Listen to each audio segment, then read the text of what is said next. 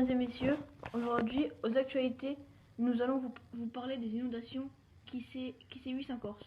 En effet, depuis déjà 2 jours, les Corses sont en proie à de terribles inondations. Voyez-en la preuve avec ces images de France 2. C'est un automobiliste qui filme. Impossible d'aller plus loin sur cette petite route entre Bastia et Saint-Florent. L'eau dévale de la montagne. Un torrent extrêmement puissant. Un peu plus bas, dans cette région de Haute-Corse, ce sont les rivières qui sortent de leur lit. En quelques minutes, l'eau monte très vite et s'engouffre dans les rues. Des coulées de boue que rien ne semble pouvoir arrêter. À certains endroits, le goudron ne résiste pas.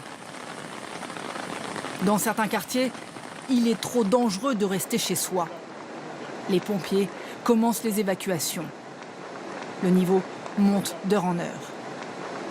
Tout doucement, ça a pris ma maison, voilà. Et là, on ne peut plus rien faire. Ma voiture, c'est fini, je ne l'ai plus.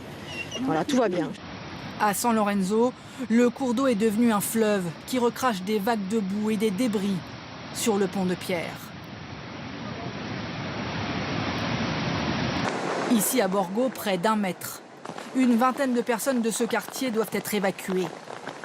Ce couple n'a pas eu le temps d'emporter la moindre affaire. Ils sortent de chez eux pieds nus.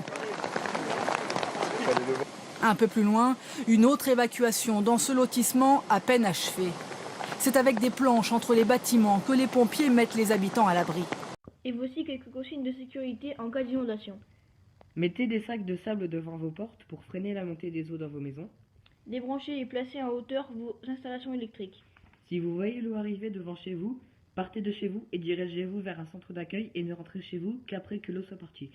Et si vous êtes encerclé par l'eau et que vous ne pouvez pas partir, alors dans ce cas, réfugiez-vous de préférence en hauteur et appelez immédiatement les secours et gardez votre calme.